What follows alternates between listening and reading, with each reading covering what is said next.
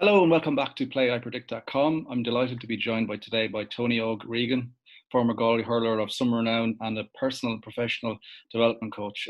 Firstly, Tony, thanks very much for joining us. Thanks a million, Jonathan, for having me on.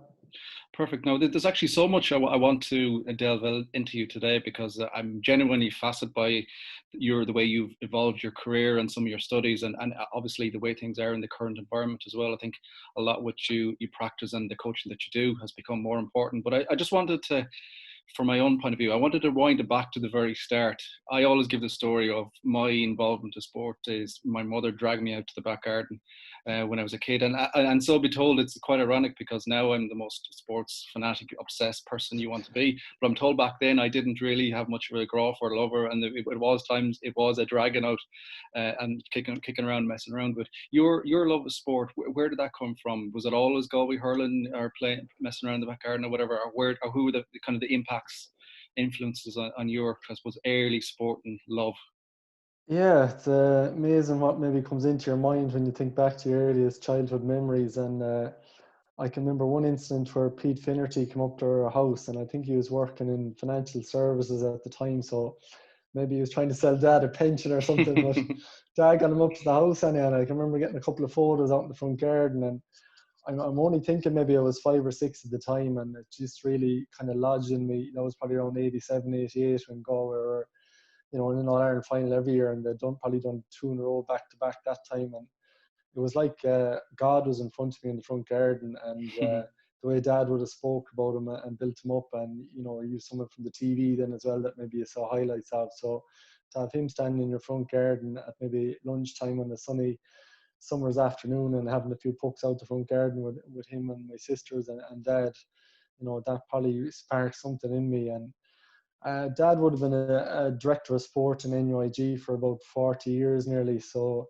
Good our groundage there. equipment and garage at home was actually just filled with the latest things, from plyometric hurdles to cones to tennis rackets to footballs to tennis nets to hurls, Gaelic footballs, slitters. And we'd every bit of equipment going. And when we got a good summer there, which was very consistent during the 90s, we could set up obstacle courses and any sort of games that were happening were out in our front lawn. And Wimbledon would be happening, we'd have the tennis nets up and the whole garden marked out. There was a soccer World Cup on, we'd have the goals set out, and you could have 10 or 12 lads out playing the front.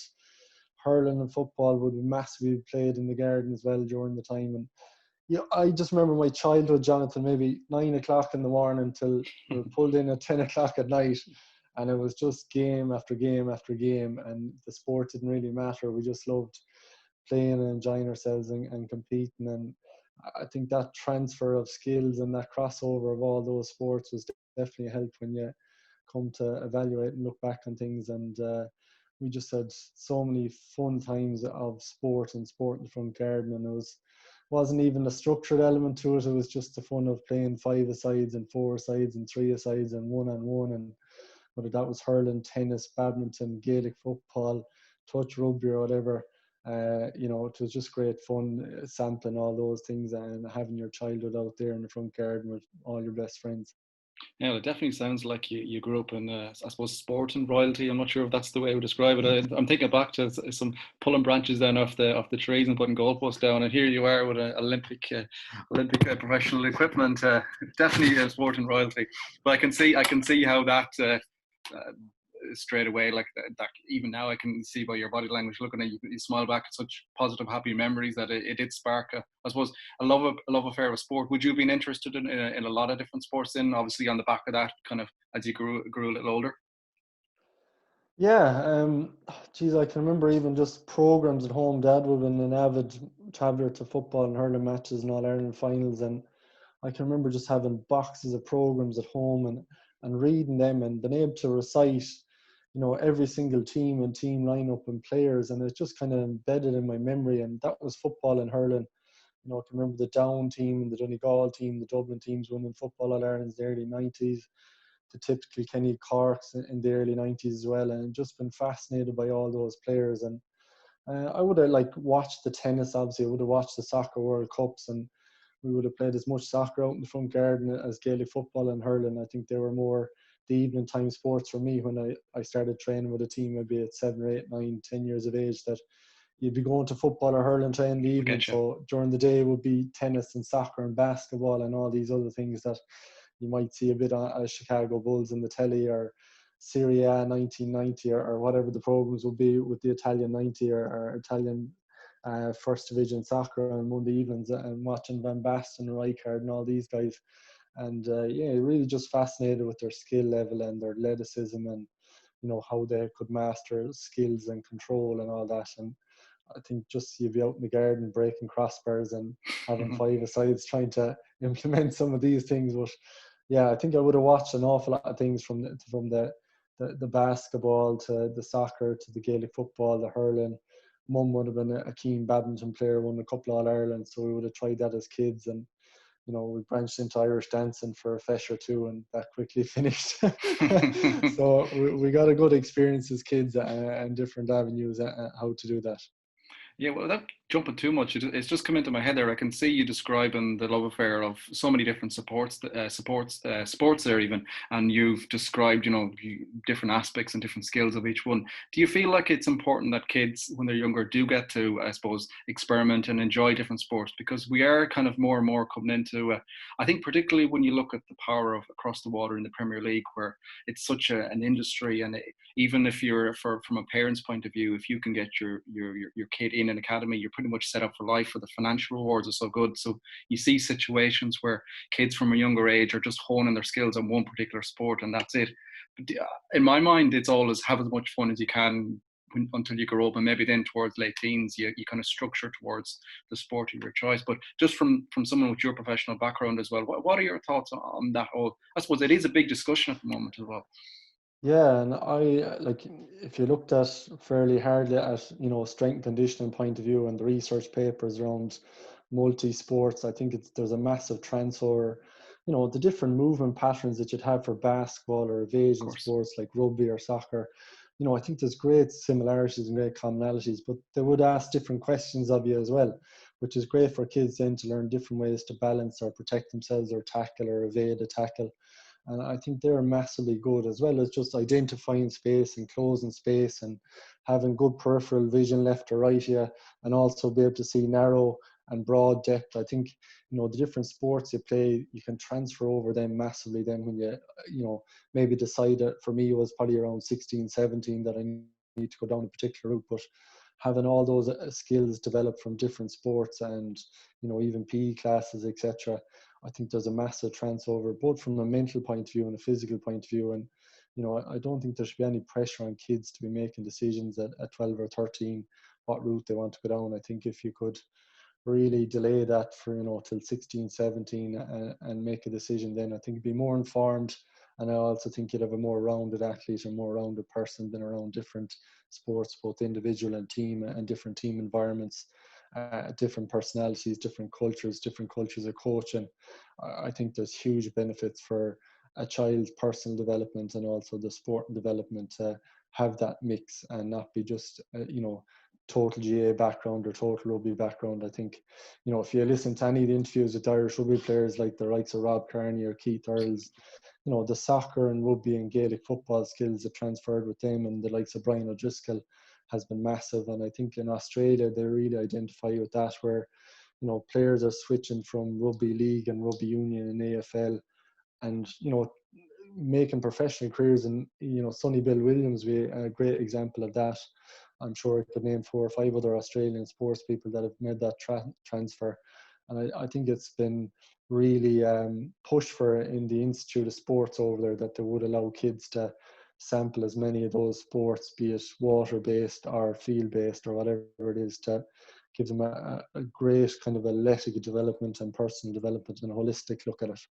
Yeah, definitely. And I think the Australians are kind of seem to be a step ahead when it comes to, I suppose, definitely the transfer. Because even it just popped into my head while you were chatting there, just the story of David Shannon. He was a guy that would have played underage football for Kerry found a niche and a love affair with punting in American football, went over to train with a specialized training unit in Australia, and has since got a big college move to the summer. We obviously wish him best as well. But I do find that they are kind of so far ahead. They're kind of constantly looking outside the box, whether that's be like bringing Irish Gaelic footballers over to play their Aussie rules. You know, that the camps set up. I know it winds up a lot of some GAA people as well, but they are if you're looking at from them looking at their point of view, they are really doing all the right things, and they're identifying other sports that can be a benefit to themselves, and they're very open to change as well, which I think sometimes in Ireland we're a bit kind of reluctant. We're more set and defined structures, and that's the way it is, and that's the way it'll always be. But you gotta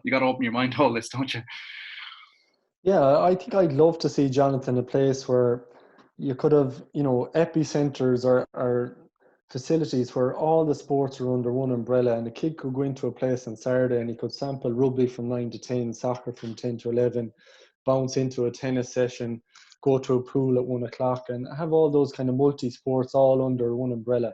And, kids will identify what their best sport is when they get to 14, 15, 16, they'll say, geez, I feel really confident and competent at this. And they start to gravitate towards that more. And I think it's just giving kids the opportunity that, maybe there's talents in the country that we're not even identifying because they haven't access to water, they haven't access to pools, or they haven't access to tracks, and they're just maybe not identified for that jumping ability or electric ability that could be in them, and maybe they're put into a GA team cornerback and they're not happy doing it, or and it's I'd love to see a place where we have those epicenters, or sports complex where kids could go in, and teenagers till 17, 18, 19 years of age, from 9 or 10 up, and sample every single sport and find out where their sweet spot is and what they really enjoy. And the cream will rise to the top, and people identify what they're really good at and what they really enjoy. And I think you can start really selecting them then at 16, 18, 20 years of age for other things.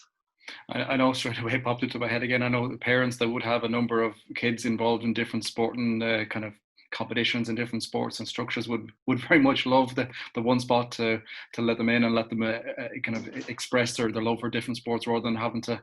You see some parents at weekends, logistic wise, it's like tearing around the place. I need to get this pitch for a football game, this back to hurling. Like if you did, it'd be all around. And then because there's always a danger when that, because it is a challenge. You can't be in two places at one time, that you lose people to sport then as well. That's a fantastic idea. I would love to be if you had like regional centres quite spread around the country.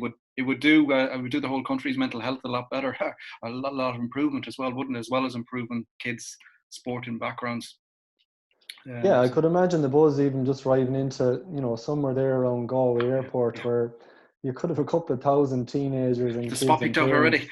already. Yeah, in a massive area like that, with seating area and restaurants and the whole thing. And could you imagine that on Saturday and Sunday, and just heaving with activity and the the type of excitement for a 9 or 10 or 13 or 14-year-old to be able to go in and try those multi-sports that they maybe see in the telly and never get a chance to play. And the amount of people they'll be able to mix and make new friends with, connections with. And I think it would be a really good kind of outdoor and indoor facility for people to experience and maybe move away from the dangers of addictions, be it alcohol or drug use or isolation, or whatever opportunities some people just don't get the chance to do. And if that meant by bus services or whatever to get to these facilities, that will give everyone in the counties an opportunity to visit once or twice a week or during the week, and schools to use during the week, I think it'll be something massive and something we could really look at from a government funding point of view, to get more people active and involved in sport. And I think we've seen from COVID-19 that physical activity levels are up, and people are probably actually seeing the benefit of this more and more after having that behaviour change for 12 or 16 weeks, where there was less drive and less public service, and we had to walk and we had to discover new things in our neighbourhood around run and walk and cycling within 2K. So while people are ripe for ideas around that, I think it'd be great to give them avenues and easier options into sport in a not a competition based way, but just a fun way to give them a flavour of it. No, absolutely. Yeah, no, it would be a wonderful idea. It's something that I would love to see happening because, as I said, there's huge benefits to that. You've touched on so many good points there. I suppose if we look back at your career then, so you grew up sport mad, you tried a number of different sports, and then you kind of tailed towards the hurling that got grip of you. That's probably your kind of late teens into kind of looking at Galway minor teams and stuff like that, where that kind of one stop shop of looking at Galway hurling got grip of you, I assume. Yeah, and I went to St Mary's College in Galway, and I would have played hurling and football there to a very high level, and met all the teams, and played senior hurling and senior football in third year, and I was progressing well at both. Started making the Galway under 14 and 16 teams probably a year out of my age group. Played in a Forrestal final, played in under 16 final, and from there just gravitated into minors at 16, and won my first All Ireland final at 16 in Croke Park in 2000. Um, and football for me was probably a decision then around leaving cert. Do I stick with it or do I go with the hurling? And when I won an All Ireland in Croke Park at 16, it was probably an easy decision. Absolutely. Galway seniors in the All Ireland final the following year as well, and it just felt a very natural fit that I could progress, and that was a pathway for me. And I was getting more enjoyment out of the hurling as well rather than the football. So I was also into the academic side as well, Jonathan. So I knew I probably couldn't do the two and do a good Of leaving course. cert and get the points I wanted in college. So probably an easy decision, concentrating the hurling 4 or 5 times a week, put as much time as you could in the books outside of that, and hope to get a good leaving cert and continue progressing on the hurling field with the Galway Miners. Yeah, no, absolutely. And don't want to kind of streamline it too much, but from looking in at you, then it seems like the two big things kind of were the two driving points, or two major driving points in your life. One was to play regularly for Galway Senior Hurlers, which you did, and then I suppose you spoke about your streetwise in terms of your academic, education as well. You got involved in your work and your accounting. They were probably two major, I suppose, driving points or two major goals in for the next, I suppose, chunk of your life, we'll call it.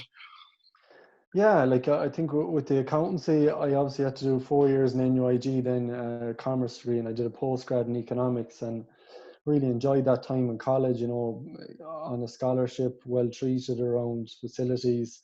Playing the Fitzgibbon competition really helped me to progress into the Galway senior panel very quickly in the Galway under 21s, and playing with some brilliant guys like David Tierney was after playing All Ireland final with Galway.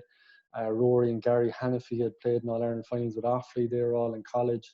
We had a good bunch of Clare lads then, the likes of Jerry Quinn, Tony Griffin had won All Stars, played in All Ireland finals as well. So, there was a really good bedrock of guys there. The Dunhu's from Athenry, Shane was there as well, and they've been competing in All Ireland club finals. So, competition and training to make the Fitzgibbon squad and Fitzgibbon team, as a first year was really massively high. And I can remember marking Richie Murray in my first Fitzgibbon championship match with NUI against UL, and Richie had played in All Ireland final that September, and you're marking maybe February or March that year in the Fitzgibbon. So kind of give you a good barometer straight away of the level that you're hoping to hit, and graduating into the Galway under 21s that summer, and then good winter with the Fitzgibbon again my second year, and Conor Hayes called me into the senior squad, and kind of took off from there. Then that you're in the senior squad, and graduated from NUIG, and I decided to go into a chartered accountant role, which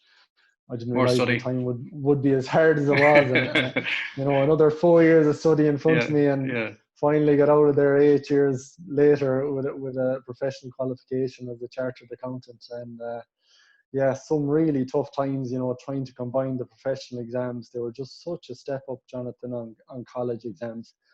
And the first 2 years went quite well, and then the third year I failed one or two of them, just with the level of training we were doing, and trying to work full time with them, and also study. It was just such a hard combination, and it was definitely a hard point to try and keep your form high on the field, and also be performing in the office environment, which demand a lot of you too, between exams and audit, and then you're trying to study for professional exams. So I definitely hit a couple of bumps along the road there where the pressure got to me, and I was overwhelmed with the training load on the pitch, and the practice and study within a work context, and it was difficult during that period. Yeah, like my mind is even spinning. I'd consider myself busy to be at the best of times, but that workload, you're literally at the top levels. It's three major things there, and then the small matter of your own personal life to juggle into that as well. It must have just have been an absolutely insane workload. Yeah, like your mental health definitely suffers through it, and you're trying to go out and play a match on a week after maybe working for 40 hours plus, and then maybe studying for 20 hours on top of it, and between travel and training, you're probably hitting anything up around 20-25 hours as well. So by the time Sunday came around, it probably wasn't my freshest and mentally focused as you could have been, or as well as you could have been. And my form at Galway at different times would have dipped there, and probably a large factor that was just not getting that balance as well as you could. And obviously, trying to get a qualification was important. So, probably at times I put a more emphasis on my study, and maybe mentally and physically you weren't just fresh in playing for Galway in league or championship matches. But that's the price you have to pay at different times, where you have to prioritize to what's important for you at that point in your life. And when you got that qualification, then it lifted a huge weight off your shoulders. You're able to go into a work environment and just concentrate and work. And my evenings then became very free to really focus into my training. And I felt lighter on myself, and I felt I was able to apply myself to the training aspects a lot more for Galway, and my performance levels began to rise.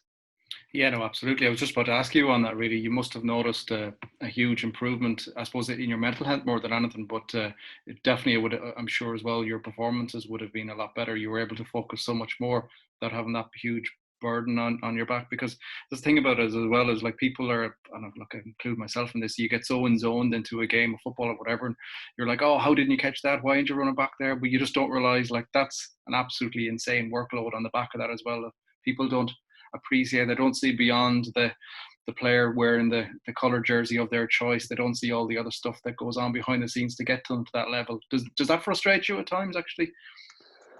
Listen, it would have had a huge impact, Jonathan, I think, when you're a younger player, and the stupidity of your first couple of seasons, you would be reading every article and looking up forums even just to Oh see do God, people think you played well or not. yeah, And that's never a good idea. absolutely never a good idea. And I think I learned that lesson after a year or two, that you're never going to please everyone, and you're never going to be a fan. Everyone isn't going to be a fan of yours or whatever. So if you're trying to convince everyone in the world that you're good at a sport, you take a long time to try and influence opinion around that, and it's just wasted energy. So I think one of the decisions I made around maybe second or third year in McCall was probably to stop reading newspaper articles and listening to commentary. It just wasn't adding to my focus for the game and my confidence for the game, and that was a big help. And yeah, and I think players are under massive pressure. Then it's very hard to detach from everything, because if you're working in a service job, if you're out in sales or you're in bank or you're meeting the public, you could have 50 or 100 conversations in a day around the match, and that can be mentally draining. With social media now, there's so many apps and so many ways of people voicing their opinion. It's really hard to just detach from the whole lot all the time. So it's trying to manage what filters through, and it all has an impact on your health and well-being and your confidence and your focus. So it's trying to manage that and not get attached to people's opinion and being overly concerned about people's opinion, which is hard in any facet of life. You want to be, I suppose, respected and liked by peers and supporters, and you are trying to do your best, and it is amateur. And sometimes when your own form isn't going well, no one knows it as much as you, and to be Absolutely. reading criticism on top of that really just can really set you back and knock you back, and it takes a lot of mental strength to get over that and keep putting your hand up and putting yourself in that zone of performance again, where there is potential criticism down the line, whether you're good, bad, or indifferent in your eyes or other people's eyes. Yeah, no, because I think we're at, even to strip it back one step further. Like, I think away from the sport, I think in society, I think we are as a generation where I don't think we fully, without getting too deep into it, I don't think we fully developed or how to appreciate I suppose the ground rules really, in terms of social media and in terms of online criticism, abuse, trolling, whatever we want to call it. I always feel I always think in my head that sometimes you need a generation of whatever it is to get used to a particular style. So whether that be social media or whatever it be, I don't think I think we've seen so many high profile instances where people don't know, they say stuff online that you wouldn't dream to say on the street, but you know that you wouldn't say it on the street. So why don't you know you can't say it online? I think there's a bigger thing there as well. So like it's a difficult age, isn't it, for, of course, for sports people. Like even normal criticism where people are giving their honest opinion on a game would obviously impact you. If you say Jonathan had a terrible game or he did this wrong or that wrong, that's going to disappoint me anyways. But when you go to the other levels in as well, where it's trolling, it's the abuse, and we've seen so many high profile examples in as well, it's a difficult time for sports people, isn't it? That must be like, would you have any advice for people, younger sports people in particular, that are going through that, or how to, I suppose, deal with the online social media side of things? It's probably something you talk about a lot, I assume. Listen, it's as you said there, it's a massive education piece for society, and we haven't really got to grips with it around what's, I suppose, proper and respectful behavior online. Yeah. And as you said, any comment online now is there for all the world to see, and I don't think you'll ever be able to remove it. And that's why our behavior on and off the field, both as people and as athletes, is so important, because that'll carry you throughout your career, how you act and how you behave and what you say. And it's important people carry themselves, whether you're an athlete or not, people carry themselves in a respectful and honest and kind way towards other human beings. Life is challenging and struggling at times for all people. Even the last 10 or 12 weeks, people have all had a sense of loss, be it friendships or money or career or loved ones. And we don't know what's going on in people's personal lives, and we have to be conscious of that before we go posting anything. That a player mightn't have had a good game on Sunday, but maybe he was in hospital with his mother or his sister all week, and he wasn't in a frame of mind to go and play.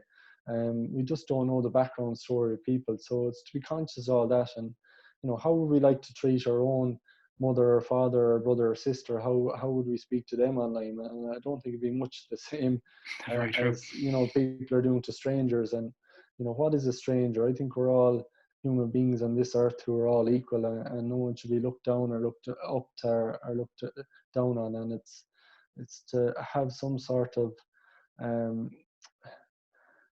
respect in your own life and how you treat people, and making sure that's coming across in whatever domain you're communicating in. And there's a huge personal responsibility on that, Jonathan. And I think, if you have friends in your life, I think they should be calling you out on it as well, or family members, and not allowing you to be disrespectful to any person in any domain. And that's a duty of care we should have in ourselves internally, and also around our friends and family, who should be role modeling this as well. No, absolutely. And I think sadly it's probably something that we're going to talk about for many years to come, until we get to that situation where we have, I suppose, as you said, respect online, or where we have a culture that people are called out, or that you just don't do it. Because you see, even it stemmed across to, you see some of the high profile Premier League players where they're getting some horrible racist comments and replies on social media and stuff like that, and then you find out it's a 12-year-old kid, and you're thinking, Jesus, not that it wouldn't have made much difference if it was an adult doing it, but when you see the youth coming in doing it as well, I think you hear all the stuff about social media needing to implement a system where there has to be an identity on account that you have to sign up with your passport or something like that, so you can't have these anonymous troll accounts. It's a bigger subject, no doubt, that we'll, I suppose, talk a lot more over the years, sadly, until we get to a situation where we're where it's acceptable. But sadly, but just to go on then back to your I suppose your Galway days, from speaking to a couple of people that would have played with you, they're all saying the same thing, that you were, you're so focused, you give your all to it, and you could see that with your performances on the pitch then as well. When that sadly is, Galway hurling takes so much of your life, when that's removed out of your life, everything you would have talked about, your huge amount of time that you spend on the pitch, training and behind the scenes, when that's taken away from you, how much of a struggle was that for you personally? Yeah, I suppose when I think of it, Jonathan, like from 16 years of age, you were just locked into this dream, and playing with the county was the be all and end all for me, and it wasn't probably a healthy relationship because it is going to come to an end at some stage. But when I was in it, I just got so absorbed in it. I think, you know, nearly every waking hour of every day, you'd have a thought around Galway hurling, or preparation, or how could we get better, or how could I get better, or how could we help the team. And you know, you're having so many conversations with teammates around it, management around it, and you know, every aspect of your day is built around it, be it what you're eating, how you're sleeping, how you're hydrating, how you're recovering, what your training plan is for the day, what your training plan is for the week. You know, getting yourself ready for the game on Sunday from a mental aspect, meeting one or two coaches and mentors outside of training, doing your analysis through video.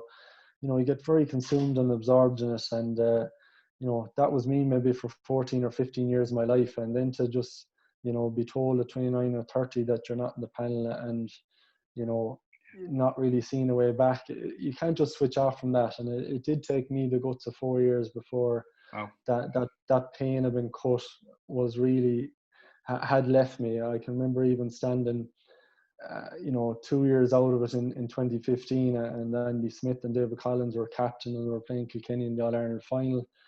And I was working as a sports psychologist with the minors on the same day. And at half-time, Galway were leading Kilkenny by 4 points. And, you know, in me, I was like wanting to leave the stadium, Jonathan, being honest about it. I just couldn't bear to see the lads winning and maybe not being a part of that after giving, you know, the guts of 14, 15 years to it. And, you know, I was only 31 years of age. I felt I could give something to the setup that would have helped and made the defence as competitive as could be.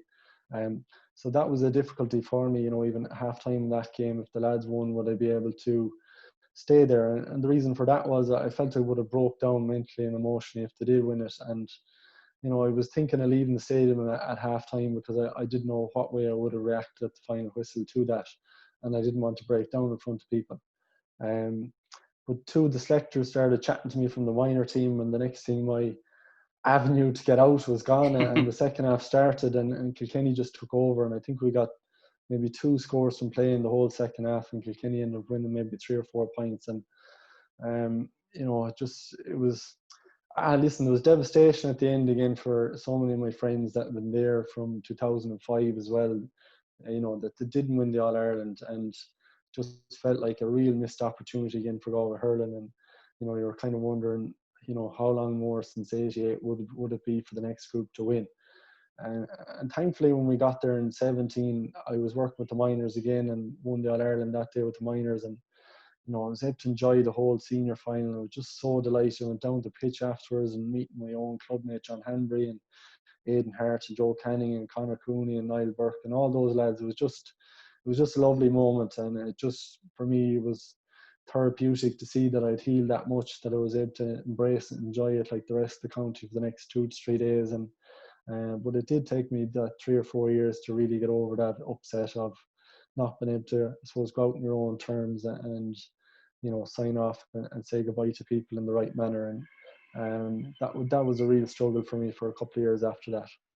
Yeah, because like I don't want to delve into too much, but one of the, like, if the story that I read is true, that it ended on a phone call after giving so much of your life and dedication, and you only described I'm sure it's only a fraction of your kind of, not even workload, but how your life was geared towards wearing the maroon jersey, to not have a chance to properly say goodbye. Like, getting removed would have been bad, but all the other, I suppose, the coldness of it all, not that there's ever a good way to remove someone from a situation, but I can only imagine, like, I'm thinking about it myself, like, in even other, nowhere near comparisons, smaller teams, if you're removed, there's almost a bitterness there. You don't want the team on, in a weird way. It's where there's a poor reflection of my personality. You know, you're removed and the team are playing at a big final. You know what?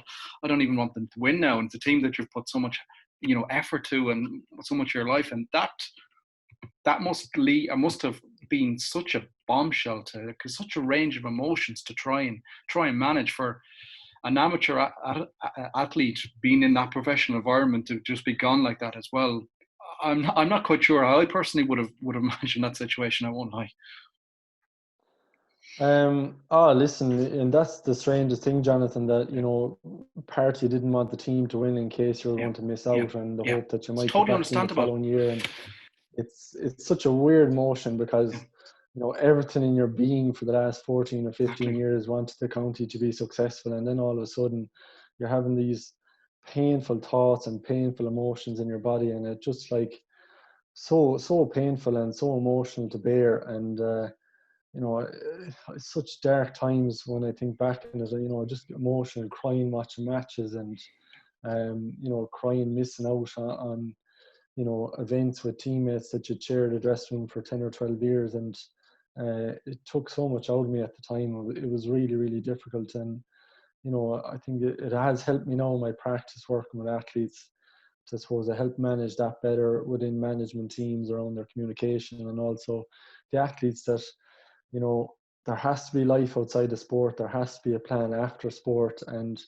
it's only one role that you're going to be doing during the week. And I always look at that with athletes and say, you're a brother here, you're a son, you're a friend, you're an athlete, you're a teammate, you're a teacher. Maybe you have so many roles within the week that you can get fulfillment out of it too. And you might be looked at as that athlete identity in your own eyes, and some people might only see it as that, but it's important that you see your value in other parts of the community and other parts of society as well. And people do see in different roles for different reasons, and do see your value as a human being in different ways. So it's trying to differentiate that athletic identity for people, that there's probably 9 or 10 parts to your personality here that people appreciate, and it's to identify those values and those behaviors that people admire in you, and also the other skills that you transfer from a sports environment into other domains to be successful as well, and can be successful and have that sense of achievement and fulfillment.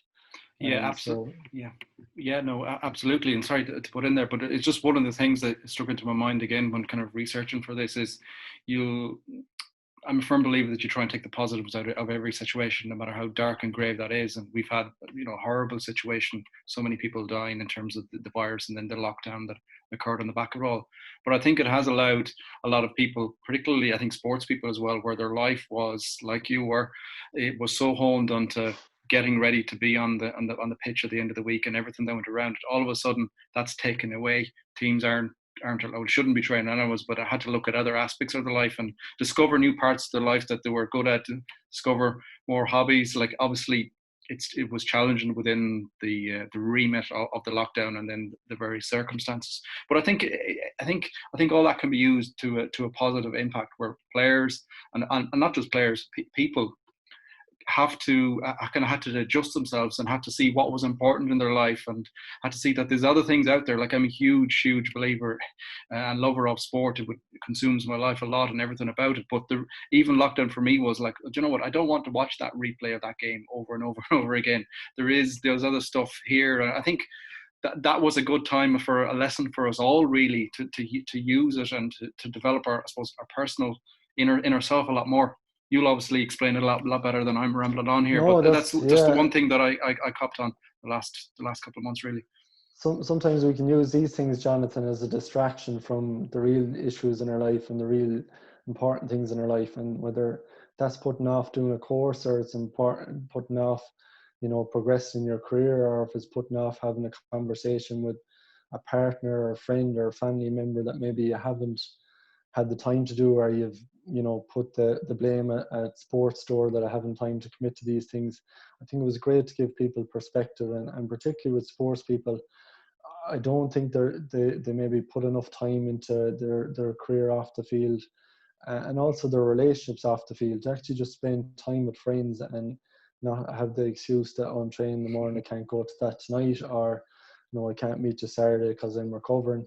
Now all of a sudden they're available, and it probably allowed them to reignite those friendships again, and see the value in having friendships outside of sport, and having the time to plan your own day, and having a bit of control over your schedule again, where you could train when it suited you, you could have your free time when it suited you, and maybe put more time and emphasis into doing that course, or maybe progressing your career areas that you had probably neglected for maybe a year or two or three years. And I think it's given everyone a different perspective, be it more time to invest in your health, or more time to invest in your career development, or more time in your relationships. I think it's been a healthy thing from a lot of people I have talked to, and obviously there's a lot of anxiety as well, and concern over different aspects for people, and we won't forget that, you know, be it financial concerns or health concerns, and that's been a problem and an issue for people as well. So, you know, I think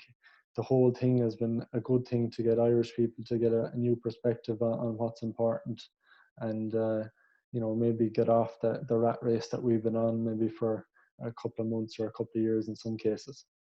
Yeah, no, absolutely. And you touched on it there about putting off that course, or you know, for people ourselves. But afterwards, like you dropped from Galway, I suppose this is where I suppose you went and studied in Waterford a masters. Was that a big kind of, not turning point, but a big kind of step on the way your life went, or the next step of your life went, to cut away from I'm a Galway hurler, and now here I go, here's the next step? Was that an important moment for you? Was that, or was that something that you'd always kind of decided you wanted to do, or where did that kind of decision come from? Yeah, I suppose around 2012, 2013, I had probably 10 years done at the accountancy at that stage, Okay. and I really enjoyed the team I worked with, and I enjoyed the company I was working with, and you know, work was good from that aspect. It was just I couldn't honestly see myself, Jonathan, doing another 5 years in the career, and you know, that for me was telling me something. And um, I used to bounce out of bed on a Saturday and Sunday morning to go train. If we were on at 6 a.m. or 7 a.m., it was no issue getting up. And I just found myself struggling to get out of bed in the morning, and I had to really motivate myself to go to work. I just wasn't feeling that same motivation and excitement about it all as I was when maybe I was starting out. And I just started exploring through the GPA. There was a player development program at the time, and still there, with a career coach. What would be maybe suited to my personality? What would be suited to my passions and interests? And I remember just having a really great conversation with Fran O'Reilly around that for 2 hours, and it just spiked my interest. And I just looked at maybe doing a certificate then in sports psychology to see was it something for me.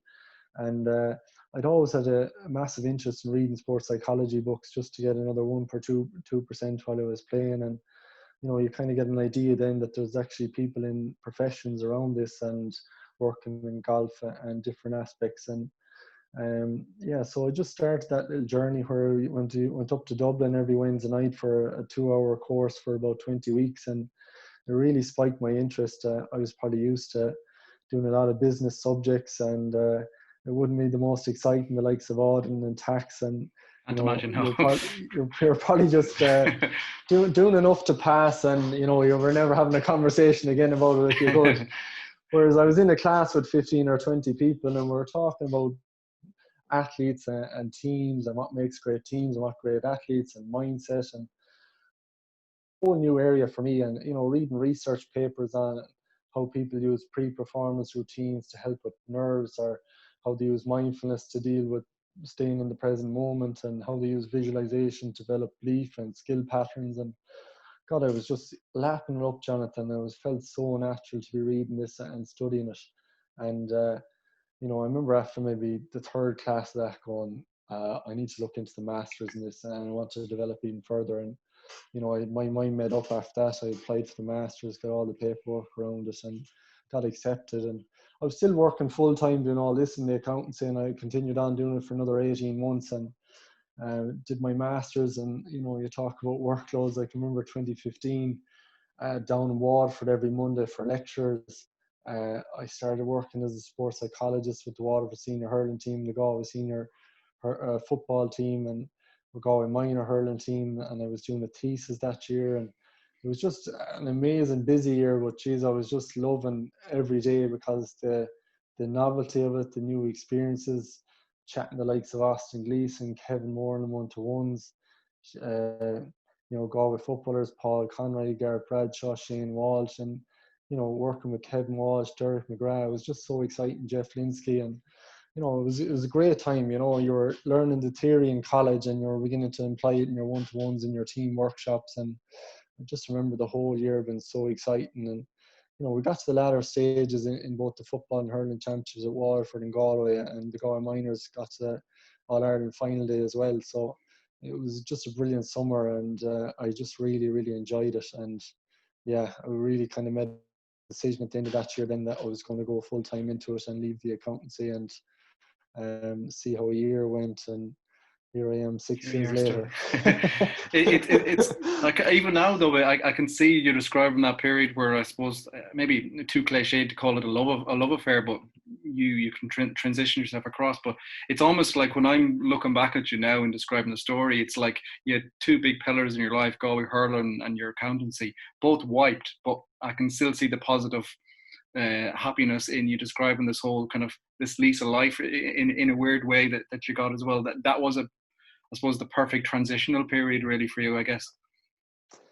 Yeah, because I definitely hadn't made peace with the intercounty scene, as I described earlier on, Yeah. and to be back in that kind of family with Waterford and with the Galway footballers, it kind of felt like you were valued again and respected again, and you were making a contribution, and you were helping people maybe achieve that dream of winning Lee McCarthy or Sam Maguire in the case of football. And you know, it was exciting getting on buses again, going to Thurles or going to Croke Park or going to McHale Park. And you know, we had some great experiences, you know, Connacht Championship finals and National League finals and Munster finals and Munster Championship matches and National Leagues. And you know, I kind of felt like, you know, it wasn't the same as Toggin, but I was definitely getting an awful lot of the boxes ticked that around that experience of being an inter-county athlete.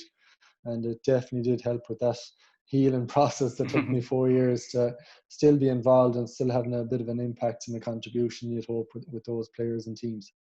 Yeah, so you describe your kind of coming back on it. Just very quickly, I'm curious, I suppose the coaching versus playing, how did you find that balance? Or is that something that you hear of people that don't make that transition across? You hear some people, you'll always hear the cliche, good players don't make good managers, good coaches, or whatever. But how do you describe the difference between the two experiences? Oh, hugely. Like, I think when I was just playing, you're kind of very insular on your own preparation that week Kind of and getting it one-mindedness right. and about Yeah, me almost. yeah, Okay. yeah, yeah. And then, like, when you go into a management team, it's just global. Like, you're looking out for 40 individuals. You're having conversations with the medical team, the coaches, the manager, the analysis team, and you're trying to get a feel for where the whole group is at, where individuals are at, and trying to hit the right notes around team preparation, individual preparation, and really looking at each individual player and what their need might be that week and how you can maybe help them and impact them. So, you know, your whole lens just has to Yes. widen and broaden. And you know, I think it's very easy for a player maybe in that sense that, you know, they don't have to overly consumed with what goes on the outside. The management team take care of that and that preparation. But as a sports psychologist in that backroom team, you're having conversations around everything, around time of meetings, length of meetings, schedule for the week, the schedule for the weekend, what one-to-ones you're having, when you're having your team workshops, and you know, the whole flow of the day around championship day and having inputs around that. So, you know, there's a huge part of it and a huge part of that global lens that you have to be part of in it. I suppose a multidisciplinary team, and we all have a contribution to make to that to help the overall performance and the overall mindset of the group. Would being a manager, being the person in charge of both, like all sides, both of the gameplay and everything else that goes on with it, is that something that would interest you as well, or are you kind of happy with your kind of specialist area?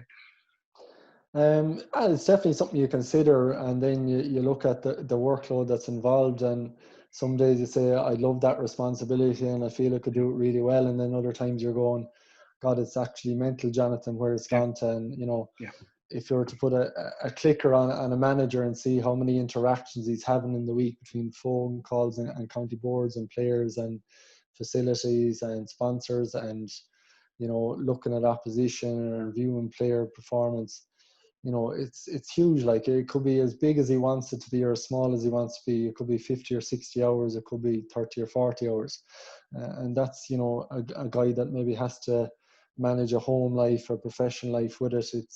It's a huge ask, and I have such respect for all the managers I worked with and all the managers that are currently doing it, because it's such a demanding job, and such expectations from the outside and such expectations from the players around, you know, the professionalism they're looking for and demanding now as well. And you know, obviously they're putting in massive hours to it, and you have to try and build that environment for them to allow them to get the best out of themselves and the team to get the best out of themselves. So yeah, definitely it fleets into my mind at times, but then you're thinking of the workload. Reverse again. Yeah. So yeah, I'll continue doing and learning in the role I'm in, and hopefully, when the time is right, maybe it might be a decision for me. But at this moment in time, I'm just really loving learning about the whole area of performance psychology and trying to impact individuals and teams in the best way I know possibly can. Yeah, no, absolutely very interesting. We'll keep an eye out from Galway manager. We'll give it five years or so. We'll come back and you'll be up there on our final day. But I suppose I think we touched on a little bit earlier there as well. At times, the GAA in particular is kind of streetwise is stuck in its one point of view. I think we've definitely noticed it evolved the last couple of years in particular. But do you ever get more kind of I suppose the negative or that resentments, or what do they need that for? Can't they just go out and play? Do you ever get more of a kind of sometimes a kind of a blocker from people? Like obviously, as I said, it's improved a lot, but I think we're still behind a lot of, particularly when you look at the American sports, the level of coaching that they have in terms of specialized positions and specialized areas. It used to be one guy, and then you might have two guys around side, and one might only bring the water bottles, that sort of way. Where management teams, I think it was Liam Sheedy made the comment where he almost needed a second bus for all the coaches. It's do you see many examples of that kind of resentment, or that kind of the old-fashioned mindness of reluctant to the change in your career so far? Yeah, it kind of, I suppose it grates me a small bit when, you talk about inter-county costs and we need to manage them all the time. And, the product is, delivering a great standard of skill and entertainment for supporters now. And, they're paying maybe €80 into an All-Ireland final, and they're paying maybe, 30 or 40 euros into a provincial game. And if that's flooding back and that can, expense, resources like facilities and backroom teams that are going to drive that product to make it even better. I think that's where we should be spending the money, and I think it's important that it's money well spent too. If we know that nutrition is so important from a health point of view, both from a physical and mental point of view, why wouldn't we get the best resources available to help players around that and around their calorie intake or their protein or their fats or whatever it is that's going to help them be at their best? If video analysis is something as a coaching tool that's going to aid and enhance performance, why not spend the money and getting good software and getting good professional people that are able to break that down and give the best information and insights to people? If there's coaches out there that have really upskilled and spent 15 or 20 years developing themselves in performance psychology or football or hurling coaching, and have done the work around that and have the qualifications, they're professional people, they should be rewarded. And, that's what the players are, I suppose, looking for, is to have the best people around them to allow them to, fulfill their dreams as players. And, when I think back to my own career, we just didn't have those resources and we didn't have the knowledge of them, and it just wasn't there. And, it was disappointing when you look at now, the level of care for players and the amount of recovery that they're allowed to have, and the best nutrition and everything. It's just really, it's a great time to be a player and great time to be an athlete, because all this is kind of coming to the boil. And, there's great information out there, there's great research been done. And, if the money has been there and it's been generated, why not plow it into making the product and what the services available to the players that are providing that product even better? And it's just, yeah, sorry. No, beg your pardon. No, absolutely. It was just, again, kind of researching for this, I came across a quote from Aaron Judge, the Yankees right outsider. It's like, the mental game is what separates the good players from the great players. So anything I can do to improve that mental edge to help me stay my best, I'm going to try and do it. And the other quote that came into my mind as well is, another shame from, because I'm a huge Liverpool fan as well, but Klopp, when he comes in, his first press conference was, we have to change from doubters into believers. And there's been so many different things, and statements that were mocked. I remember even there was a 2-2 draw at West Brom at home. It's a non-existent game from a couple of years back, where they were losing until right at the end, and he already had kind of given out about the crowd and not stay to the end, to fight to the end, to help the team have the team achieve, a late equaliser or something like that. Everyone stayed that game and they got it. And then they did the big kind of the old German thing where they all hold hands and wave up to the crowd. It was mocked at the time by a lot of people in the game. But what people missed out was the bigger point. That was like saying, this is what we can achieve if we can get everyone together. This is the mental side of the game. And you come back and we've seen so high profile results and comebacks. The Barcelona game from last year in the Champions League final, where they were 3-0 down coming into the first leg and they came back. Probably one of the greatest results you'll ever see in a sport in a field, where Anfield was absolutely hopping that night and Liverpool tore into Barcelona 1-4-3, and it was repeated again, the same thing. So it is that, like, there are a couple of examples straight away where the mental side and where people at the top of their game can use those, and it's all about the fine margins now as well. Like, surely every team should be employing the likes of you and getting people out there to give them the best chance of success and get that couple of percent. It always frustrates me when I see people, oh, what do we need that? We don't need that, and can't they go out and play and put the ball over the bar, etc. For me, that frustrates me. Again, from your point of view, having studied so much as well, it must be. You wouldn't be normal if you weren't a little bit resentful about that, or please do have, because again, before I let you come in, sorry, you are the perfect example. You have been there, you've witnessed, you've been there on the biggest days going. You've experienced everything to them. You have the tactical side of you, the knowledge of the sport as well from inside out, as well as the other aspect. It's like the perfect fit, really, isn't it? Like, when I come back with Galway in 2017 and you see the scenes after winning All Ireland, or you're down a tip in 2016 after winning All Ireland, and sure, you couldn't put a price on how it makes people feel. Like, there's people probably in hospital beds for weeks on end and they can't get out of the bed, and then all of a sudden a team wins an All Ireland at 5 o'clock and the pain just leaves their body and they're mobile again for a few moments. It's from children to kids to adults to grandparents. It's just such a monumental shift in energy for a whole county, and just in that county in that moment, and all the people abroad and everything, the sense of identity and the sense of place and the sense of connectedness. When you see a David Burklift and a Lee McCarthy or Brendan Maher or whatever county it is, it's absolutely, you couldn't put a value on that. And a couple of K here or a couple of K there on a spreadsheet, those memories and those experiences, people will be still talking about them in 50 or 60 or 70 years time, and they'll be looking back on video on it. And if you're to put a value on the economy for those couple of days and what will be spent in pubs and restaurants, and I would say it's and all the gear that's bought in the counties around All Ireland final build-ups and weeks after and for Christmas and everything. And if you look at all the cool camps, even for 12 or 18 months after All Ireland finals, you're nearly trebling numbers because the county team and the senior team is successful.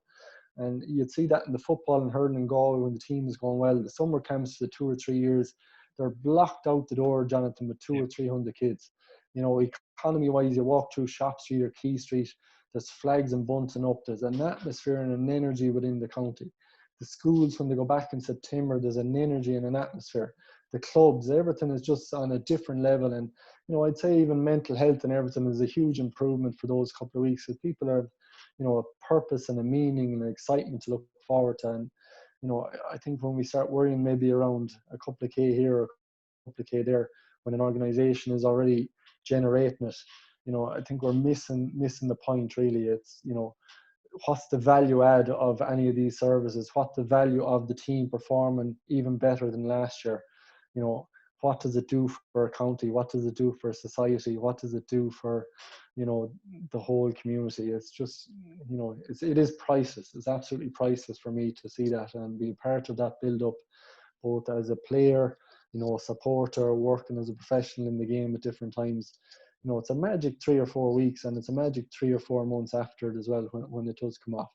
And something that'll be winning all our memories for our lifetimes, and hopefully we'll see it again in the not too distant future as well. Yeah, no, it just come into my head there again. You seem to be stimulating my mind a good bit. I keep getting other thoughts and stuff like that. It's I'm really enjoying this, I have to say. But it was an interview Jack McCaffrey did after, I think, one of the Dublin All Ireland wins, where they went down to the Children's Hospital, I think the next day or definitely a couple of days afterwards. And so McCaffrey, is coming from a doctor environment that works there, sees the patients day in, day out as part of his day job. And then he's coming back with Sam Maguire, and he's talking about this smile and the release, the people that, you know, that are so sadly so ill, the excitement that you give. And it's not quite the Bill Shankly quote where, you know, football is most important and it's not a matter of life or death. It's more important than that. It's not that. It's like he was talking about the have people talk about sport and not being important, and he could see the passion in his eyes. Like, no, it absolutely is. You go in and you see the smiles in those people that are so ill, that we can give these happiness to them. And it's just, it is, the sport is a platform, and that is hugely powerful to our mental health as well.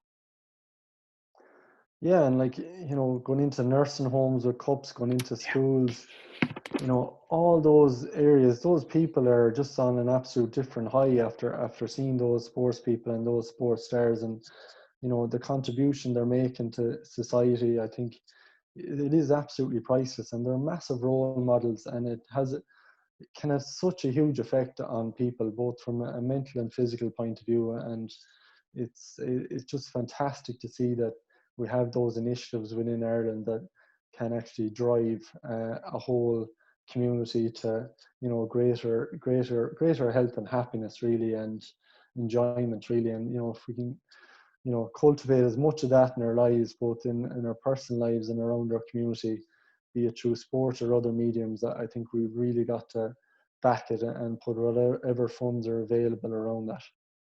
No, absolutely. I couldn't agree more. So I suppose just to touch back on yourself then before we let you go, apart from preparing to be the next Galway manager, we got that, I got exclusive here.